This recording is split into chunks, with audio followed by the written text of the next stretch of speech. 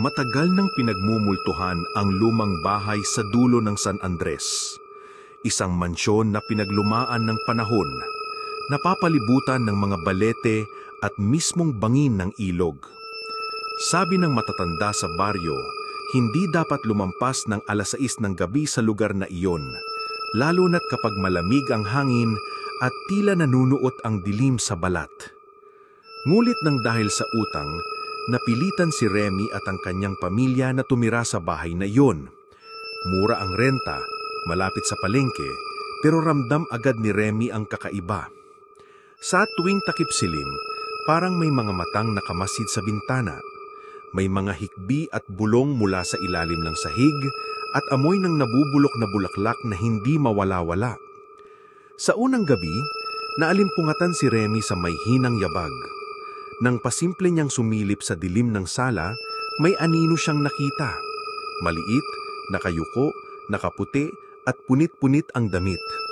Napabuntong hininga siya at hinanap ang pinagmumulan. Sa may hagdan, nakita niyang may mga bakas ng putik at tila mula sa kuyukot paakyat sa ikalawang palapag. Kinabukasan, nagpaalam ang bunsong anak na si Liza na lumabas ng bahay, ngunit hindi na ito nakita.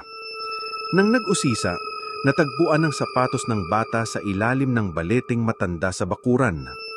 Simula noon, tuwing gabi, naririnig ng pamilya ang may hinang iyak. Mahaba, malalim, parang mula sa ilalim ng lupa. Minsan, may tumatayo sa gilid ng kama ni Remy, nakatingin sa kanya, maputla, walang mukha, agonya ng mga pinagmumultuhan sa bahay na iyon. Lumapit si Remy sa albularyo. Sinabihan siyang huwag magpapasok ng sinuman sa bahay tuwing gabi, magsaboy ng asin sa bintana, at huwag tatanungin ng anino sa ilalim ng hagdan.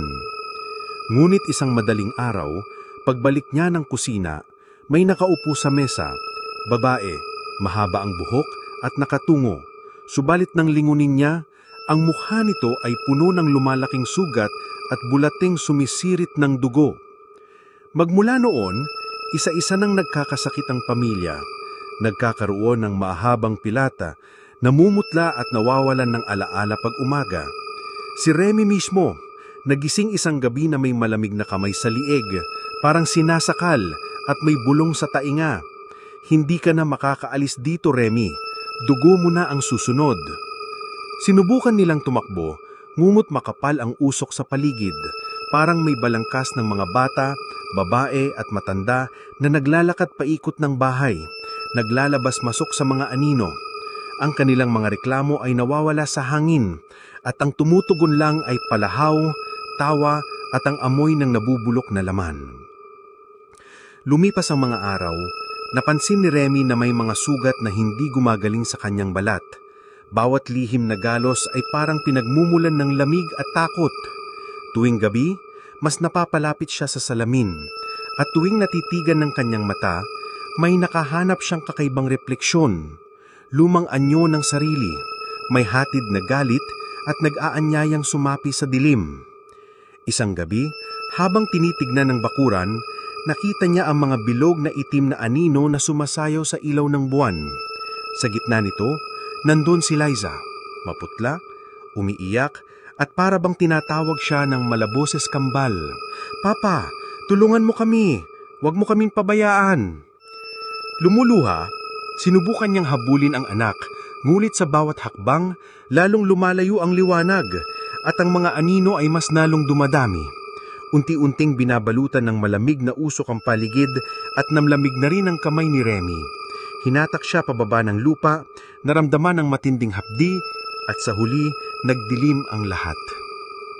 Kinabukasan, natagpuan ng mga kapitbahay ang bahay na walang laman kundi alikabok, mga lumang larawan ng pamilya ni Remy na punit-punit at may bakas ng dugo. Sa ilalim ng hagdan, may kumikinang na buto ng bata at ang mansyon ay muli na namang binalot ng sigaw sa gabi. Sabi ng mga taga roon, ang bahay sa dulo ng San Andres ay hindi ordinaryo. Kapag may narinig kang bulong sa likod ng pinto, huwag mong buksan. Kapag may nahulog na larawan sa gitna ng gabi, huwag kang magdadasal ng malakas. At higit sa lahat, huwag kang lilingon sa dilim. dahil doon nabubuhay ang tunay na takot.